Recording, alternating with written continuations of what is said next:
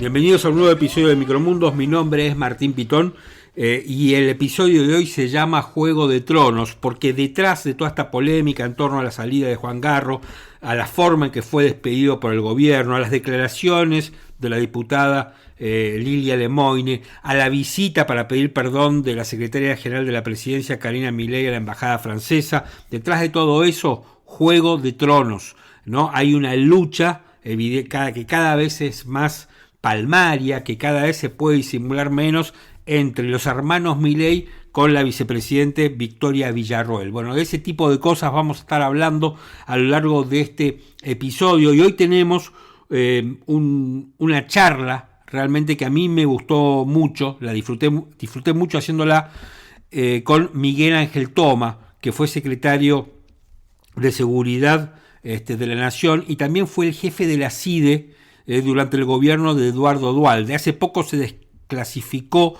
un informe del ataque terrorista contra la AMIA, que el jueves pasado se cumplieron 30 años, y ese informe clasificado, que le dicen en la jerga el informe Toma, se lo hace Toma a Eduardo Duhalde, y ahí Toma tiene probado que Irán es un estado terrorista que atentó contra la Argentina. Bueno, de todas esas cosas vamos a estar hablando con Miguel Ángel Toma, además de la resurrección de la CIDE, que el martes pasado el gobierno ha directamente terminado con los días de la AFI y ha resucitado la CIDE. Vamos a ver qué implica todo esto, y también hablamos sobre narcotráfico y seguridad. Todo esto con Miguel Ángel Toma, y además te vamos a recomendar una película, no para verla todavía en ninguna plataforma, aunque después la vas a poder ver en Apple, porque la produjeron ellos,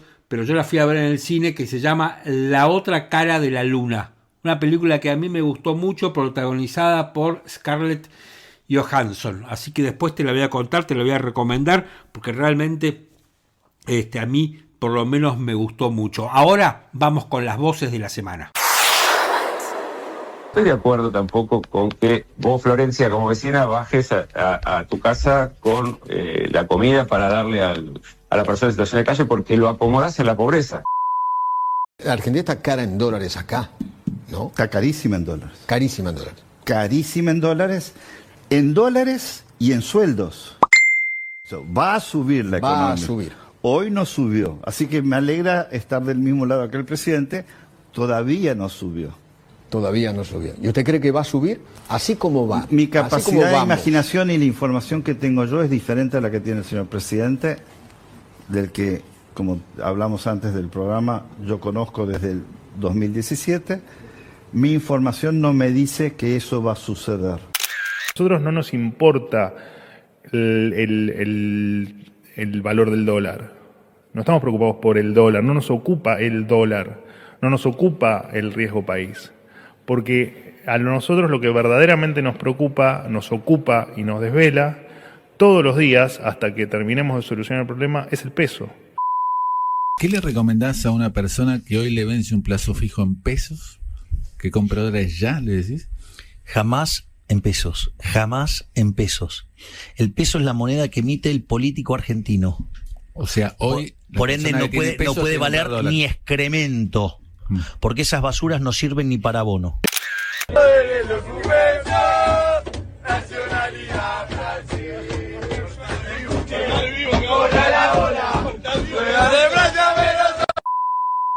Pensar que un argentino va a ser racional mientras está jugando al fútbol o opinando sobre fútbol es una locura, no va a pasar. Por otro lado, es cierto que la selección de Francia es íntegramente de color. Si bien hay un enorme número de franceses que son de origen africano, ¿no? Es muy llamativo que un país que es occidental y blanco actualmente tenga una selección de fútbol que más bien sería un país africano. Creo que el capitán de la selección debe salir también a pedir las disculpas de ese caso, lo mismo que el presidente de la AFA, creo que corresponde, y coincido con vos, es algo que nos deja como país mal parados con tanta gloria, pero bueno, y esto de poder llevar ese plano a algo ejemplificativo creo que también es muy bueno y se hace mucho en nuestro país y en el mundo, ¿no? Con respecto a la visita de la Secretaria General de la Presidencia a la embajada francesa, efectivamente fue a explicar que el desafortunado comentario claramente ocurrido en las redes sociales fue a título personal y que efectivamente no era la posición del gobierno entremezclar cuestiones de pasiones deportivas con cuestiones diplomáticas. En este caso, lo que dijo la vicepresidente de la Nación son palabras de la vicepresidenta de la Nación, que no es la postura del gobierno. Me parece fantástico que lo hayan echado. Es un tipo que estaba arrodillándose, se lo veía como estaba a punto de sobarle la quena a alguien. Sí. Yo no quiero un funcionario del gobierno que vaya a chuparle nada a ninguna potencia extranjera. Porque los que vienen te dicen vende patria, después les parece fenómeno que haya un funcionario diciendo no, los jugadores tienen que disculparse. Sí. ¿Qué? Primero, ningún ciudadano argentino tiene que disculparse con nadie a pedido de un funcionario.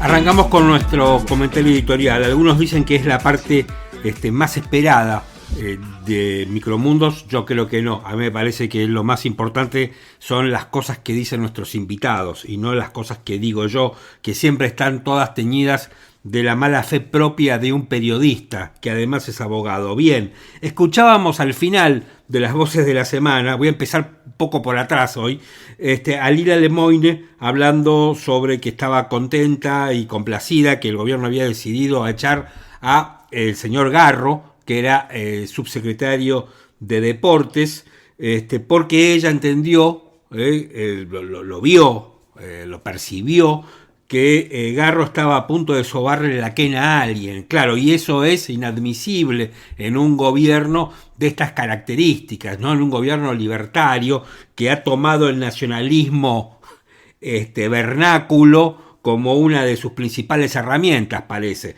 Bueno, espero, ¿no?, que no tengan ningún problema Lilia Lemoyne con estas declaraciones, porque ayer jueves me refiero, fue Karina Milei, la secretaria general de la presidencia, a la embajada francesa a entrevistarse con el embajador, y quiero creer que Lilia Lemoyne no va a tener la misma percepción con Karina Milei que tuvo con Garro, porque si no vamos a estar en un problema, porque ningún funcionario argentino se va a arrodillar ante una potencia colonial. Quiero que esto quede claro.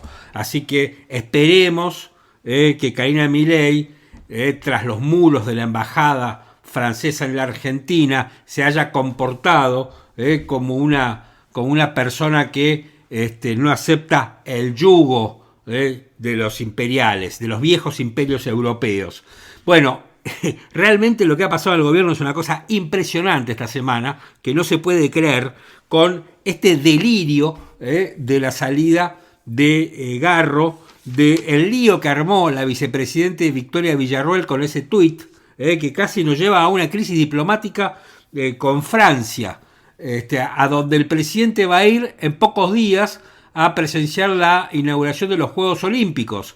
Entonces, claro, era complicado. El hecho que que haya ido a pedir perdón la señora Milei, me parece a mí que es un dato político importante desde varios puntos de vista. Yo en realidad estoy haciendo un desastre con la estructura de este editorial, pero bueno, ya me metí en esto y ahora no sé cómo salir. Casi que estoy como Juan Garro. Bueno, lo que quería decir es lo siguiente. El hecho que haya ido Karina Milei a entrevistarse con el embajador francés y pedirle las debidas disculpas digamos, por las expresiones de la vicepresidenta de la Nación, que publicó un tuit polémico y que ahora me voy a permitir leerlo, pero es importante el dato porque, digamos, después del presidente, la persona con más poder es Karina Milei. Algunos dicen, empezando por el presidente, que la persona más poder no es él, sino ella.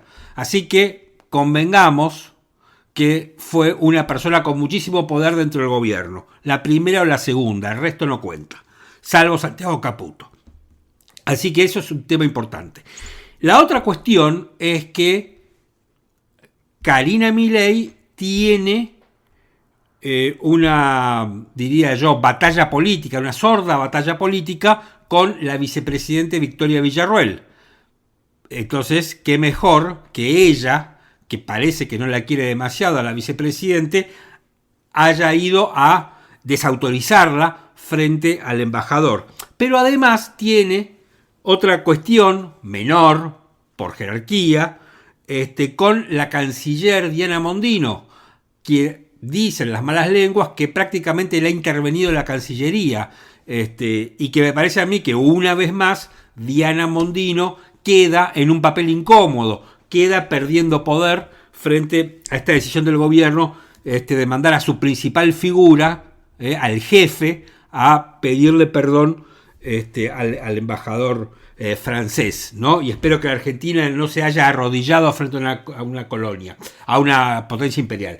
A ver, lo debes saber, pero lo recordamos aquí, Victoria Villarruel escaló todo este lío que comenzó con un audio que escuchábamos, que era este canto de cancha espantoso, horrible, metiéndonos en un tema que los argentinos, gracias a Dios, no tenemos idea, que es el problema de la inmigración en Europa y lo que pasa en África y la gente tratando de buscar un horizonte mejor para su vida y el drama de toda esa gente que escapa como sea de sus países y llega a países desarrollados en busca de una nueva oportunidad. Nosotros no tenemos idea de lo que es eso, ni idea. O sea, y es preferible que no opinemos sobre eso. A mí me parece que ya estamos todos grandes para decir, bueno, esto es un canto de cancha y nada más, pensando que todos podemos fingir demencia. No podemos fingir demencia. Pero tenemos que ser conscientes, tienen que ser conscientes los jugadores. Creo que Messi es consciente, que parece que les advirtió y dijo, che, guarda con las cargadas. Un tipo lógico, un tipo racional, como es Messi. Bueno, y todo esto generó todo este lío, ¿no? Victoria Villarruel manda un tuit alegremente diciendo: Argentina es un país soberano y libre. Nunca tuvimos colonias ni ciudadanos de segunda. Nunca le impusimos a nadie nuestra forma de vida, pero tampoco vamos a tolerar que lo hagan con nosotros. Argentina se hizo con el sudor y el coraje de los indios, los europeos, los criollos y los negros como Remedios del Valle, el sargento Cabral y Bernardo de Monteagudo. Bueno, alguno podría decir, che, ¿por qué no hay más negros? ¿No? Pero bueno, eso es otra historia. Esto lo digo yo con la mala fe que me caracteriza. Ustedes saben que este es un podcast de mala fe. Ningún país colonialista nos va a amedrentar con una canción de cancha ni por decir las verdades que no se quieren admitir. Basta de simular indignación, hipócritas. Enzo, yo te banco. Messi, gracias por todo. Argentinos siempre con la frente alta. ¡Viva la Argentina! Pero estamos todos locos. Y después, sumado a esto, que lo pusimos también en las voces de la semana, aparece otra vez Lilia Lemoine diciendo, bueno, que está bien, que no se le puede pedir a los argentinos cuando hablamos de fútbol racionalidad. Y ahí tiene razón, hasta ahí estamos de acuerdo, es verdad. Pero después empieza a hacer toda una disquisición de cómo un país occidental y mayoritariamente blanco tiene una selección de gente negra. O sea, y la verdad es que esta gente nos está metiendo cosas que en la Argentina nunca nos cuestionamos, nunca las pensamos. O sea, nosotros nunca pensamos por qué hay negros, por qué no hay negros, por qué los franceses tienen negros y por qué... En realidad sabemos por qué. porque las personas medianamente educadas tenemos una idea de lo que ha sucedido y de la historia de Francia y de la historia de Inglaterra, que también tiene en su seleccionado mucha gente de color negro. Entonces, pero digo, está como, tratan de, a mí hay un mecanismo que tienen estas personas que gobiernan en Argentina, que hace una pseudo racionalización de las barbaridades. Y al hacer esa racionalización de las barbaridades, porque una barbaridad no se puede racionalizar. Bueno, al hacer ese ejercicio, lo que están haciendo es justificándolo. Lo que hace Lilia Lemoyne es estar justificando, en definitiva, lo que esta gente tiene adentro, que es algo que subyace, que son homofóbicos y racistas. Porque no es cierto que sean liberales, además. Digo, esto que lo voy a decir todos los episodios, lo voy a recordar. Bueno, y después aparece en nuestro compilado, aparece Juan Garro en la entrevista que le da a María O'Donnell, que yo escuché la entrevista toda, estaban reflexionando y estaban diciendo, bueno, a mí me parece que tendrán que... Y lo pone a Messi, no porque lo cuestione a Messi y al Chiqui Tapia, sino porque son los principales exponentes o representantes del fútbol de la Argentina, el presidente de la AFA y el mejor jugador del seleccionado argentino y capitán de la selección. Y por eso entiendo que Garro dice que ellos pidan disculpas, pero a partir de ahí se armó un despelote impresionante. O sea, los trolls del gobierno, los tuiteros profesionales que tiene, lo empezaron a destrozar al tipo. Y apareció el Gordo Dan. El Gordo Dan es el que te ejecuta, ¿no? El Gordo Dan, cuando el Gordo Dan te pide la renuncia, automáticamente estás afuera del gobierno. Porque el Gordo Dan obedece, imagino yo, directivas precisas del presidente de la nación. Entonces, primero, este gobierno tiene una forma muy original de separar a los funcionarios de sus cargos, que es, primero los va destrozando en las redes sociales, el funcionario en cuestión, ¿no? Se humilla, pide disculpas, ¿no? Y el Gordo Dan, ¿no? Le explica, en pocas palabras, que su suerte está echada, ¿no? Así pasó con el secretario de Bioeconomía, que se disculpó por lo que había hecho, había enmendado su error de ponerle un like a Lustó, y el Gordo Dan lo ajustició. Lo mismo que le dijo a Garro, le mandó un mensaje por Twitter y le dijo, Garro, ya sabes cómo es esto, y ya está. Garro ahí terminó sus días como funcionario del gobierno de Milei. Así que es muy interesante cómo te va humillando el gobierno, te desgasta 24, 48 horas y una vez que terminó de destrozarte, recién ahí el presidente te echa.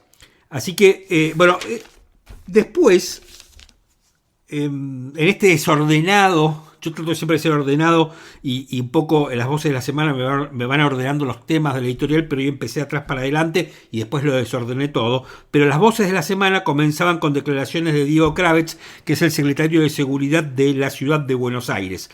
Y Diego Kravetz ahí, a ver, yo la verdad que hay veces que no entiendo qué piensan algunos funcionarios. No los alcanzo a entender, no alcanzo a entender la lógica. Kravetz lo que dice es que cuando alguien pide comida en la calle no hay que darle comida. Cuando una persona está pidiendo comida es porque ya no tiene nada. O sea, está en situación de calle, está pasando frío, está casi en el peor de los mundos o en el peor de los mundos, no tiene nada. Por eso pide comida. Y dice Kravetz que uno le hace un daño, porque lo acomoda en la pobreza, como si las personas quisieran estar en la pobreza, quisieran ser pobres. Es una suerte, ¿no?, de esta parábola de la caña de pescar, ¿no? No le des los peces, dale la caña. El problema para Kravetz es que no hay más cañas y tampoco hay mar o río. Y aun cuando tuviéramos las cañas, no tenemos dónde pescar.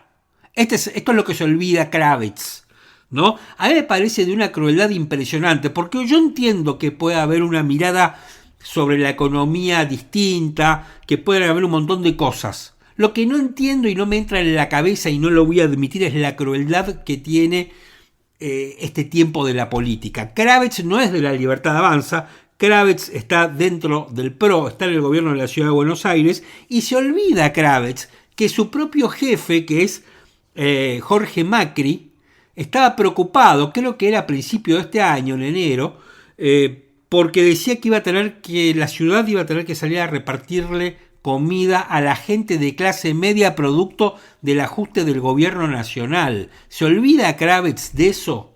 Cuando Kravets ve gente haciendo cola en las iglesias, ¿no? ¿Qué piensa Kravets digamos que los curas están acomodando gente en la pobreza porque les gusta? Cuando vos pasás por una iglesia a la mañana están repartiendo el desayuno, o pasás por una iglesia a la noche están repartiendo la comida. ¿Qué piensa Kravets que está pasando ahí? ¿Qué es eso? ¿Están fabricando pobres los curas? Digo los curas, como puedo decir una ONG.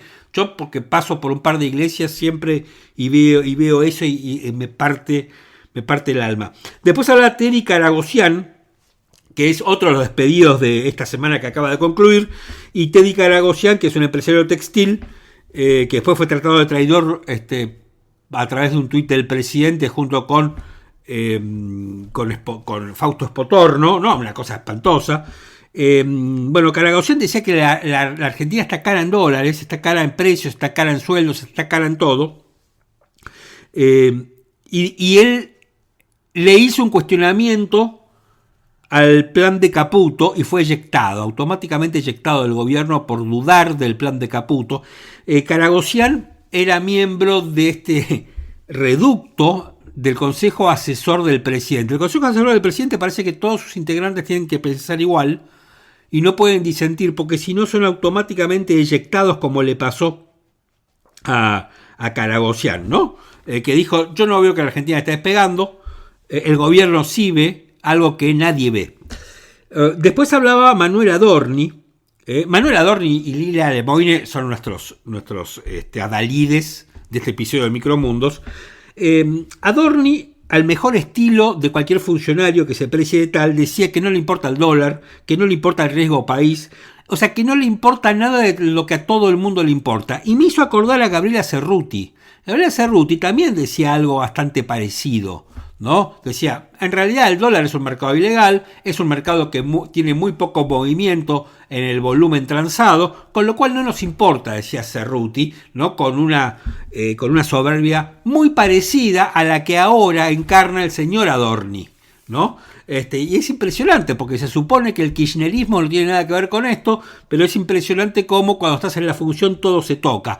Y ahí yo metía las voces de la semana, aunque no es estrictamente una voz de la semana, a Javier Milei en un reportaje que le hacía Eduardo Feynman junto con Willy Laborda en noviembre del 2023, es decir, hace nada, donde Milei decía que no había que renovar un plazo fijo en pesos porque el peso es excremento. Y esto es muy paradójico. Yo sé que a nadie le importa nunca el tema de las contradicciones de los políticos, en especial que tiene un montón, pero ustedes habrán escuchado la polémica que se armó con nuestro queridísimo ministro Toto Caputo, que dijo que en poco tiempo todos vamos a estar vendiendo dólares para poder pagar los impuestos, ¿no? Y como decía Adorni en ese audio que yo mencionaba hace un momento, que lo emparentaba tanto con Gabriela Cerruti, que ellos solamente se preocupan por el peso, algo parecido decía el señor Caputo, ¿no? Que nos van a sacar los dólares, que después Caputo tuvo que explicar lo que quiso decir cuando algunos economistas empezaron a cuestionarlo, ¿no? Entonces ahora Caputo explicó que si uno compra dólares ahora, ¿no? Van a estar altos y después cuando tenga que pagar impuestos va a tener que especificar esos dólares y va a perder plata. Caputo tuvo que explicar esto porque en su primera declaración no quedó para nada claro y me parece que fue peor. A ver, lo de Caputo claramente no es la comunicación. Caputo tiene un problema porque cada vez que sale a decir algo, Caputo tiene que aclararlo. Y cada vez que Caputo lo aclara es peor. Entonces, con el mayor de los respetos por el señor ministro, sería más cuidadoso en decir las cosas que quiere comunicar. tal vez este gobierno que está tan lleno de comunicadores, ¿no? Y de gente tan afecta a las redes sociales, pueda orientar al ministro de Economía, porque está haciendo un papelón tras otro cada vez que se dirige al país. Así que esto en relación con Caputo, ¿no? Que lo que se viene es quitarnos los dólares. Ahora, mi pregunta es, una vez que nos quiten los dólares, una vez que tengamos que vender los dólares, ¿qué va a ser lo próximo que tengamos para vender? Yo sé que alguno está pensando en los órganos, no me quiero meter ahí. Este fue el comentario editorial de este episodio de Micromundos, y ahora vamos, y yo les recomiendo que traten de quedarse, si no lo pueden escuchar de corrido, lo escuchan en otro momento, porque la charla con Miguel Ángel Toma realmente es muy, pero muy interesante, no se la pierdan.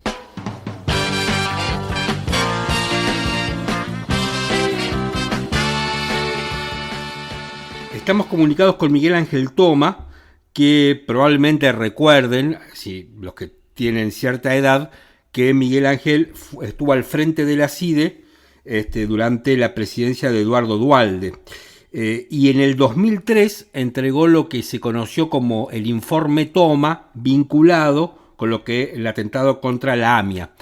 Y esta semana, a partir del martes, el gobierno decidió reemplazar a la AFI y resucitar a la vieja CIDE. Así que de estos dos temas vamos a hablar con Miguel Ángel. ¿Cómo estás? ¿Qué tal? ¿Cómo estás, Martín? Bien, gracias por atenderme. Bueno, arranco con la AMIA, que se cumplieron 30 años el jueves pasado. Lo último importante que se ha conocido de la AMIA fue la desclasificación del informe que vos le hiciste al presidente Duhalde. ¿Qué es lo más relevante de ese informe? Mira, sin entrar en los detalles y las precisiones que son múltiples, sí. El dato central de ese informe demuestra que Irán es un Estado terrorista y que en su proceso de expansión de su interpretación de la Revolución Islámica ha utilizado con esta finalidad terrorista a Hezbollah como su brazo ejecutor. Esto es muy importante porque durante todo el desarrollo de ese informe, que tiene dos partes, una parte de 170 páginas aproximadamente, que es una síntesis donde se analiza desde las características de Irán como Estado terrorista, su estructura de inteligencia, las empresas de cobertura, la utilización de las mezquitas como instancia de expansión del Islam, su visión del Islam y reclutamiento de células dormidas para el desarrollo de su actividad, hasta la determinación del día y hora en que se decidió el atentado, quiénes estaban presentes, dónde se hizo la reunión. Por supuesto, además, toda la estructura de inteligencia de Irán, su vinculación con Hezbollah, el rol de Rabani, el rol de las células dormidas, en fin. Miguel, hay un detalle muy preciso de todo eso. Sí. Y remite cada uno de estos puntos a otro documento, a otras carpetas, donde se desagrega esa información y además de desagregársela, se le agrega toda la cuestión documental y probatoria.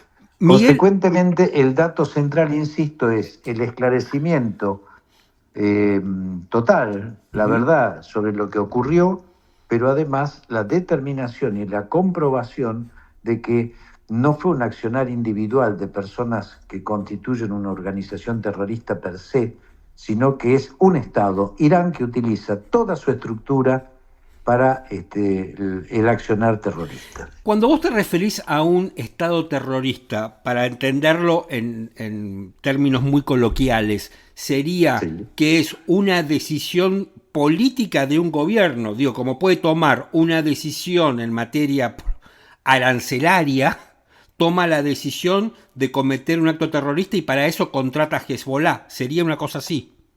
A ver, muy simple. Mira, el 14 de agosto de 1993, en la ciudad santa de Mashhad, se reúne el Consejo Supremo Islámico, presidido por Ali Khamenei, máxima autoridad religiosa. Estaban presentes Ali Asghar Rafsanjani, que era el presidente de Irán. Sí. Y estaban los 4 ministros que constituyen el sistema de inteligencia iraní, que es el Ministerio de Relaciones Exteriores, el Ministerio de Propaganda, el Ministerio de Inteligencia y lo que se llama las Guardias Revolucionarias o Pashdarán, que dentro de su estructura tiene un sector que se llama la Guardia Al-Qud, que es la estructura de inteligencia para operaciones terroristas en el exterior. En ese momento se escuchan las exposiciones de Mohsen Rabbani y de otro miembro más de la inteligencia iraní que determinan los blancos que fueron objeto de trabajo previo en Argentina, había varios posibles, y se determina que sea el atentado sobre la AMIA, el atentado que se ejecuta prácticamente un año después. Queda claro que si se reúnen todas estas autoridades, las religiosas y las políticas de Irán para determinar un atentado terrorista, queda claro que el accionar no fue individual de personas, sino que fue una decisión institucional de un gobierno que utiliza al terrorismo como un instrumento para lograr sus fines. En este caso, es muy importante señalarlo, el fin era un acto tal que obligara a la Argentina a reinstalar el acuerdo de envío de tecnología nuclear a Irán, que había sido suspendido en el año 91 por el presidente Carlos Menem. Bueno, justo me sacaste la pregunta que te iba a hacer, porque se dijo mucho de por qué razón se había elegido a la AMIA y se había elegido a la Argentina. Veníamos de un bombazo anterior, que era el de la embajada, y yo escuché desde, bueno, en la Argentina era más fácil hacerlo porque los organismos de seguridad eran más débiles, después como una respuesta a la decisión de Carlos Menem de enviar buques de la Armada a la Guerra del Golfo, y la tercera teoría que escuché fue esta que vos estás mencionando ahora. ¿Para vos es esta? No, para mí no. Esto está además legalizado y judicializado. Hay fallos en este sentido. El más reciente es el del Tribunal de Casación, la Cámara de Casación Penal, a través de la figura básicamente de Carlos Máiquez y de Barroetaveña, que tomando todo lo que está en ese informe, más todo lo que agregó en la misma línea, profundizándolo Alberto Nisman, determina claramente la responsabilidad de Irán como Estado responsable de la voladura. No, pero yo te preguntaba, y de Hezbollah como brazo ejecutor. No, pero yo te preguntaba sobre la razón que llevó a Irán a tomar esta decisión. En esa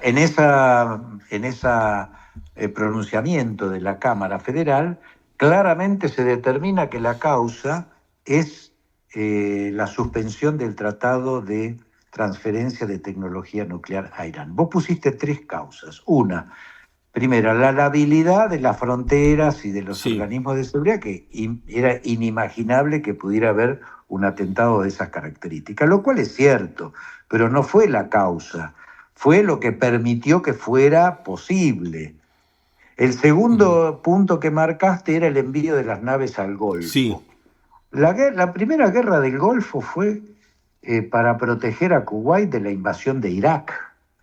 Irak era el estado invasor de Kuwait. Y no te olvides que hasta ese momento Irán e Irak tenían una guerra de muchos años. De manera que participar con Estados Unidos y otras potencias occidentales en una guerra contra Irak no era una razón eficiente para que Irán te atacara, porque precisamente vos estabas atacando a su enemigo. O sea, descalificar, eso no tiene ningún sentido. Y sí está claro, por toda la documentación existente, que la causa eficiente fue precisamente la suspensión de la transferencia de tecnología nuclear. A tal punto, Martín, que ese hecho permitió que se retrasara en más de 15 años el desarrollo del plan nuclear de Irán. lo que permitió incluso que muchos años después, durante el gobierno de Barack Obama y junto con potencias europeas, se firmara el acuerdo de control sobre Irán para evitar que llegara a construir la bomba, que es lo que se quería evitar con esta decisión. Vos te imaginás lo que sería hoy Irán si tuviera la capacidad de utilizar la bomba atómica como instrumento militar.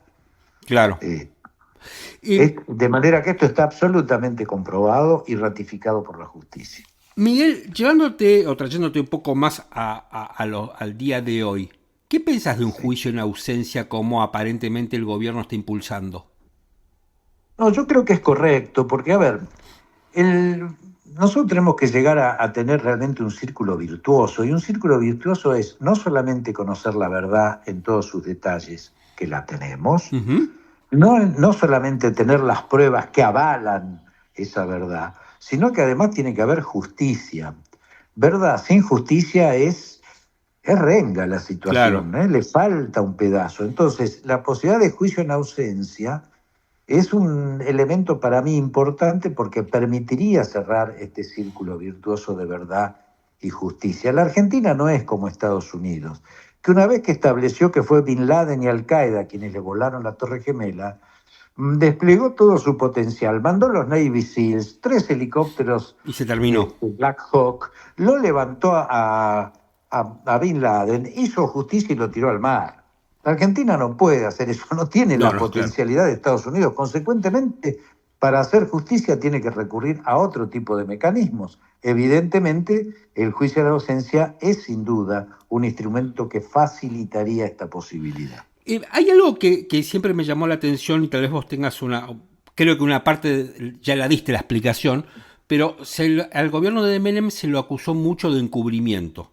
Después también se acusó al juez Galeano y a los fiscales. De hecho, Galeano en el 2019 fue condenado, si mal no recuerdo, a 6 años de prisión por tratar de plantar pistas falsas. Incluso hasta el actual ministro de Justicia estuvo implicado, estuvo hasta detenido. Después vino el memorándum con Irán y toda la era del kirchnerismo, donde al principio el kirchnerismo condenaba mucho el terrorismo iraní y después se dio vuelta y terminamos con el memorándum de Irán, que también se dijo que ha sido una herramienta para encubrir y darle impunidad a los iraníes. ¿Por qué hay, digamos, esta constante? No sé si vos coincidís con esto. En primer lugar, es cierto que hubo muchos problemas en la investigación judicial, pero también eso obedeció en gran medida al profundo desconocimiento que se tenía de los mecanismos que utilizaba Irán y Hezbollah para el desarrollo de sus actividades. Eso lo fuimos estableciendo progresivamente una vez que se produjeron los atentados. Vos pensá, a ver, cuando hay una decisión de este tipo, es vulnerable hasta la potencia más grande del mundo. Estados Unidos tiene el mayor presupuesto militar de seguridad y de inteligencia del mundo y de la historia. Y sin embargo, se comió 2 aviones que le voltearon nada más ni nada menos que el ícono de Nueva York y de la potencia capitalista más grande, que es Estados Unidos, y no pudieron evitarlo. Ahora bien, sí pudieron más rápidamente establecer las responsabilidades y actuar en consecuencia. La Argentina tuvo todo un proceso de aprendizaje en la medida en que iba investigando, y estas cuestiones se fueron verificando en errores, marchas y contramarchas de la investigación, que terminaron, lamentablemente, con estas contradicciones que finalmente pudimos poner en claro, terminarlas y exponerlas a través del informe del año 2002. Está bien, pero ¿por qué te parece que hubo tanto encubrimiento? Es que no hubo, desde mi análisis no hubo encubrimiento, hubo errores muy grandes por desconocimiento en la investigación, y esto llevó a determinar que hubiera este tipo de contradicciones y errores, por supuesto, en el manejo y en el desarrollo de la investigación judicial. Esto es cierto. Ahora, yo descarto que haya habido intencionalidad de encubrir el atentado. Esto yo lo descarto. En el proceso que llevó adelante Juan Galeano durante el gobierno de Carlos Menem.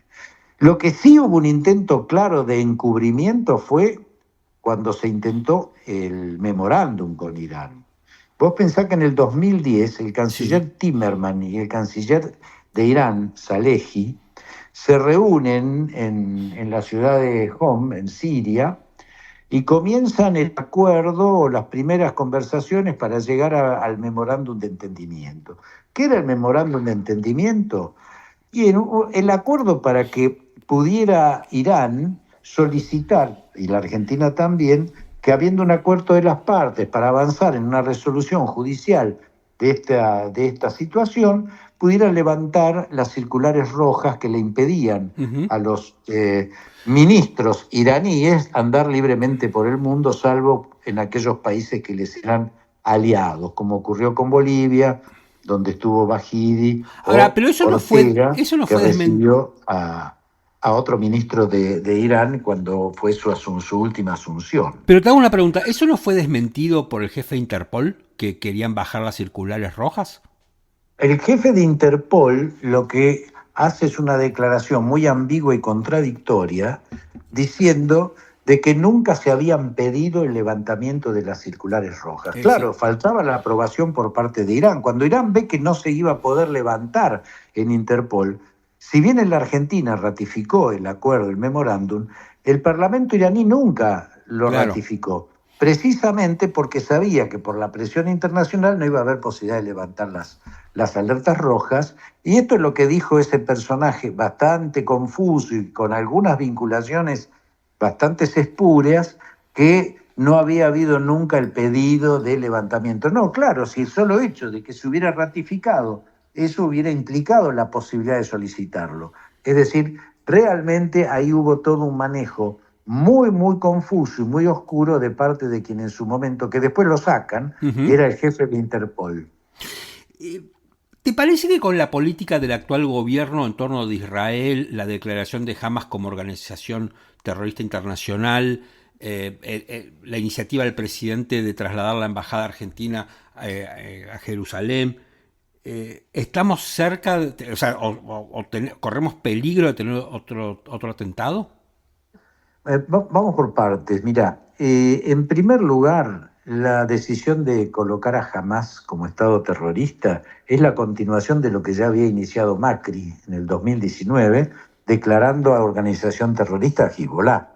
O sea, es la continuidad de una política que implica también un realineamiento de naturaleza geopolítica, está claro. Ahora bien, esto implica un riesgo. Bueno, Irán acaba de hacer una amenaza muy concreta. Sí, claro. También la hizo Hamas en su momento. Irán acaba de decir que va a retaliar a la Argentina, le va a hacer pagar caro, y cuando ellos lo decidan y de la manera en que lo decidan, su enemistad, entre comillas, la enemistad con Irán. Es decir, acá hay una amenaza concreta. Por eso es tan importante que rápidamente se reconstituya un sistema de inteligencia que ha sido diezmado por el kirchnerismo y que actúe eficientemente en la neutralización de este tipo de amenazas, ¿no? El martes pasado, y vos me diste la introducción perfecta para otra de las cosas que te quería preguntar, el martes pasado el gobierno decidió revivir a la CIDE y sepultar a la AFI. La primera pregunta es, ¿esto simplemente es un cambio de sigla o es un reacomodamiento de ese organismo? Mira, Perón decía que al rengo hay que verlo caminar para ver qué piernas se. Yo te diría básicamente que tenemos que ver qué acciones se van tomando para verificar si simplemente esta es una cuestión semántica, ¿no? O realmente hay un cambio de fondo. Dicho esto, debo decir también que algunas de las medidas que se han tomado me generan optimismo. Después se podrá discutir si el organigrama de armar 4 sectores descentralizados dependientes de lo que se define como CIDE está bien o está mal. Esto es una discusión más de naturaleza técnica. Lo que sí veo, y por eso digo que esto me genera una actitud auspiciosa, es que hay la tendencia a profesionalizar la nueva estructura. Los nombres que han aparecido, al menos los que ya han trascendido, caso de Alejandro Colombo en el área de exterior o Alejandro Secati en el área de interior. Son profesionales que han servido bajo mi mando en su momento. Cuando yo era secretario de Inteligencia, Colombo ya era un hombre que trabajaba en la estructura, es decir, es un profesional. Lo mismo Secati, fue miembro de mi custodia cuando yo era secretario de Seguridad, un policía federal, un hombre que estuvo en investigaciones, es decir, y además de una transparencia moral indiscutida, lo cual me parece auspicioso. Lo mismo que hayan nombrado al Tata Joffre en la Escuela Nacional de Inteligencia. El Tata es un hombre que fue jefe de la CIDE, claro, conoce el métier, pero además es un intelectual de nota, un historiador de primer nivel, un hombre con antecedentes académicos, periodista. Es decir, estos datos me indican que se está tratando de desmontar de la Secretaría la militancia rentada del kirchnerismo y muchos personajes que operaron por izquierda, ¿no es cierto? Sé que, a ver, ilegal y paralela que el kirchnerismo construyó a partir del año 2010. Yo lo que sé, seguramente más de uno va a pensar que lo que voy a decir ahora es una chupada de medias, pero la CIDE siempre está, o uno tiene la sensación que está más vinculada a espiar a los de adentro, no sé, a los periodistas, a los políticos, a ver quién se acuesta con quién, que a los de afuera. Y salvo en tu periodo, creo que fue el único periodo de la CIDE donde no se habló de eso. Por eso digo que uno va a pensar que soy un chupamedias, porque te tengo adelante, pero la verdad es esa. Yo nunca... el problema acá, Martín, hay que ser muy claro. El problema es político y es de la conducción política. Cuando vos haces caminar y orientás a esa estructura en función del objetivo que es la inteligencia. ¿Y la inteligencia para qué está? Está para proteger intereses estratégicos de la nación frente a amenazas de naturaleza interna o externa. Cuando aparecen gobiernos autoritarios y la conducción política de la estructura de inteligencia se la degrada a la condición de espionaje, en lugar de utilizar la estructura y sus fondos para defender intereses estratégicos de la nación, se lo utiliza para que los gobiernos autoritarios defiendan sus propios intereses para su continuidad en el poder. Y esto es lo que pasó con el kirchnerismo. Como la estructura de inteligencia civil apoyaba a Nisman, en cabeza de Jaime Estiuso, en la investigación de Irán y de Hezbollah en el atentado a la AMIA, era una piedra en el zapato para lograr el famoso memorándum. Entonces, ¿qué hicieron? Dos cosas. Construyeron una inteligencia ilegal y paralela utilizando los fondos reservados para que se desarrollara en cabeza militar esa estructura de control y de represión social. Si vos analizás la distribución de fondos del 2010 al 2014, que es el periodo donde se desarrolla el memorándum con Irán, te vas a encontrar que mientras la Secretaría de Inteligencia se le da el 32% en esos 4 años de incremento de sus fondos, a la inteligencia militar en un país que no tiene hipótesis de conflicto se le incrementa el presupuesto en 136%. Me acuerdo de eso, con Melani. Claro, conducido por Milani. Bueno, ahí está el origen del carpetazo, la persecución de los periodistas, de los curas, de los empresarios, de los opositores, porque estaba en función esa estructura de los intereses del gobierno y no de los intereses de la nación. Bueno, a mí con este gobierno, que yo creo que tiene rasgos autoritarios, me da un poco de miedo el tema de la CIDE, ¿vos sabés? Mira, los autoritarismos no tienen ideología, pueden ser de derecha o de izquierda. Hitler y Stalin son lo mismo al final del día. Por supuesto. Uno será marxista-leninista y el otro hiperderechista y genocida, pero los dos son genocidas. El autoritarismo no es una cuestión de ideologías, es una cuestión simplemente de desapego a las normas y las instituciones de la democracia y de la república.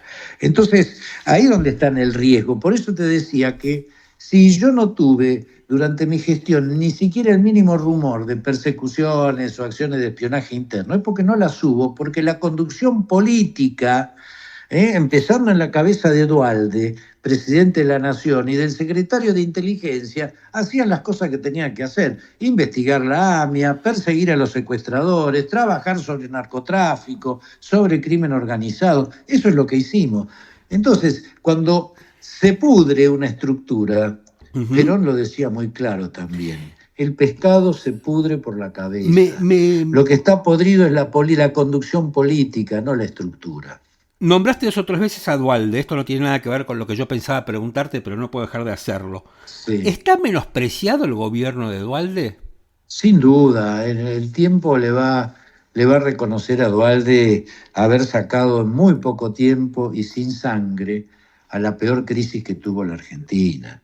Y esto, acá lamentablemente, bueno, esto no se le ha reconocido, pero yo estoy seguro que en la historia va a haber un claro reconocimiento de lo que fue la acción de Eduardo Duhalde. Realmente una tarea ímproba, hecha además en las peores condiciones, en un momento, bueno, vos recordarás, Martín, que era el 2001 cuando tuvimos que hacernos cargo de gobierno. Y ya en menos de un año la Argentina estaba pacificada y estábamos creciendo de nuevo. Quizás lo único que se le puede endilgar a Duhalde, y se lo hace mucha gente, es que facilitó el ingreso de Néstor Kirchner al poder y del kirchnerismo, pero obviamente, ¿quién podía saber en su momento que iba a pasar lo que pasó?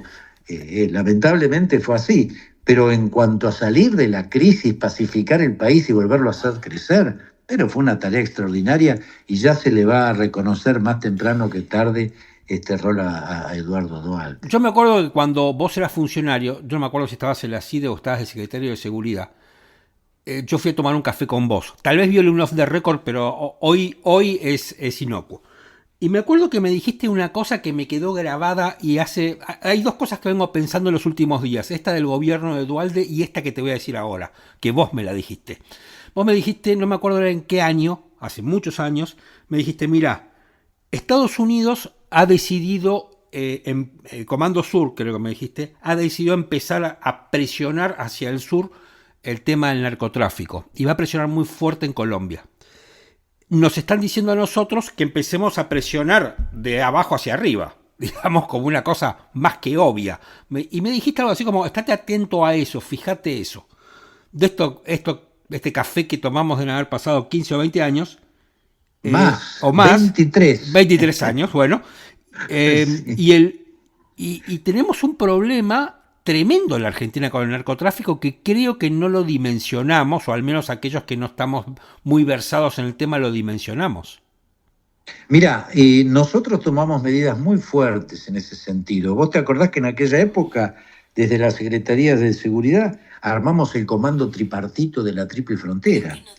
Es decir, armamos un esquema de relacionamiento y de operación conjunta entre Brasil, Paraguay y Argentina para neutralizar lo que ya veíamos que era una amenaza muy grande, que era la Triple Frontera.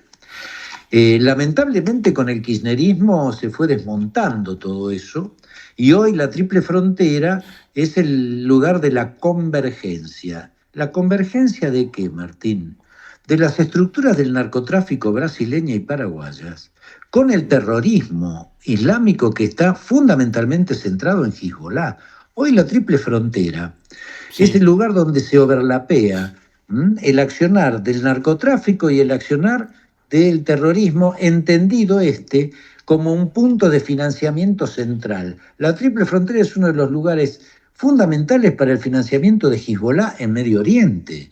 Y esto se logra por el maridaje entre ellos y el narcotráfico, donde mutuamente se potencian, cada uno le ofrece al otro lo que necesita y finalmente cada uno se lleva su tajada. Esto es lo que está pasando y esto ha crecido porque desde el kirchnerismo se ha disgregado absolutamente todas las políticas que en aquel momento yo te había anticipado y que pusimos en práctica.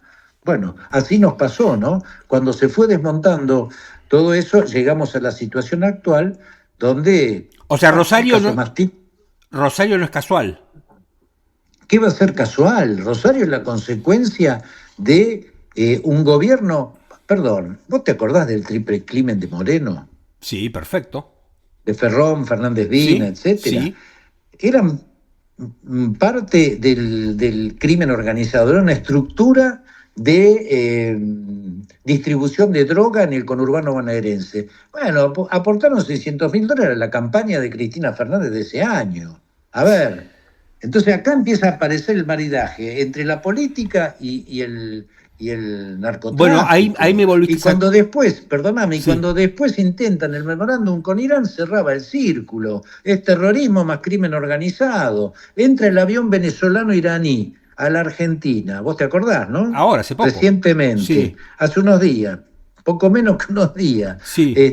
Y resulta que el jefe de la inteligencia dice, no, miren, era un avión que venía algunos iraníes enseñándole a volar a 13 venezolanos. Escúchame, el piloto era un miembro de la Fuerza Al-Quds.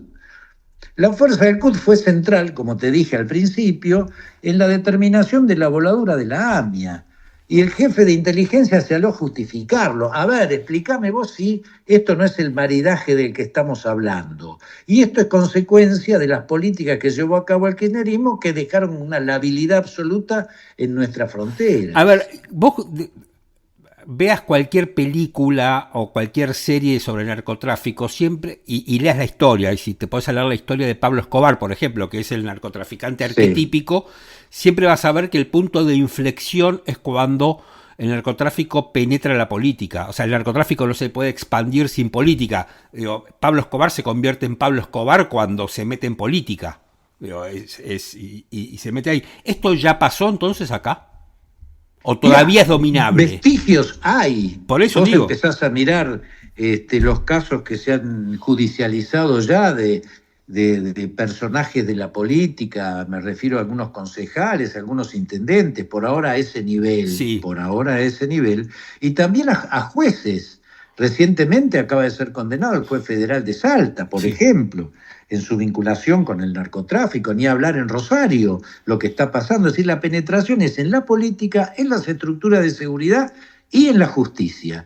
Y este es el cóctel que genera una tormenta perfecta. Si no paramos a tiempo, esto puede llegar a seguir. Yo confío, espero que esta reestructuración de la Secretaría de Inteligencia, ahora de nuevo llamada CIDE, apunte precisamente a neutralizar estas amenazas. Si no, estamos realmente en problemas, Martín. ¿Te gusta Bullrich como ministro de Seguridad? Mira, me parece que Bullrich está haciendo una tarea importante, pero me parece que lo que está faltando acá es la inteligencia, porque te voy a explicar algo. Vos podés saturar el territorio y poner un gendarme en cada esquina de Rosario, pero vos no vas a parar el narcotráfico. ¿Sabes por qué? Primero porque el narcotráfico y el crimen en general, cuando se satura el territorio, migra. Entonces busca otras opciones. Y además, si vos no atacás las redes, si vos no atacás lo que ocurre fuera de las fronteras, porque la estructura de seguridad que conduce Patricia Bullrich opera fronteras adentro. Claro. Pero el crimen organizado, y especialmente el narcotráfico, o la trata, ahora que está tan de moda con el caso Loan, opera desde afuera, se origina en el exterior, fronteras afuera, ingresa a nuestro país y sale de nuestro país. El caso del narcotráfico, Rosario es el típico ejemplo. La droga ingresa de Bolivia por tierra o vía aérea, ingresa la marihuana por vía marítima a través de la hidrovía. Sí. Se concentra en Rosario, que es de donde se exporta al exterior. ¿Qué es lo que ocurre? Y la logística se paga con droga.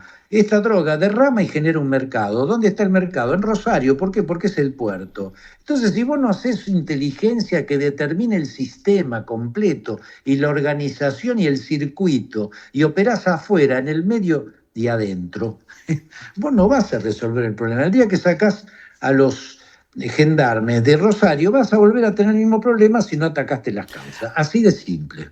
Miguel Ángel, un placer charlar con vos. Hacía mucho que no lo hacíamos y la verdad que se me pasó volando el tiempo. Bueno, Martín, para mí también es una satisfacción charlar después de tanto tiempo contigo. Te mando un abrazo y muchísimas gracias. Un abrazo, Martín.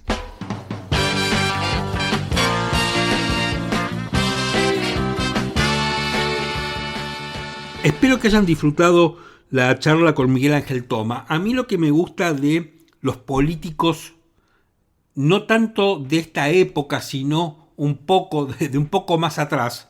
No digo que todos ya hayan sido buenos, porque de hecho, si no, no estaríamos como estamos, pero sí me parece que algunos funcionarios tienen como más densidad política, están más preparados. Vos hablás con Tomo y podés probablemente no coincidir en todo, coincidir en algunas cosas o no coincidir directamente en nada. Pero lo que no se puede negar es que Toma es un tipo que está preparado. Así hay muchos, ¿no? Cuando a veces uno habla con políticos más jóvenes, yo me doy cuenta que le falta preparación, le falta base, le falta densidad política. Pero esa es una impresión mía que nadie tiene por qué compartir. Te cuento que si tenés ganas, si podés, no es ninguna obligación.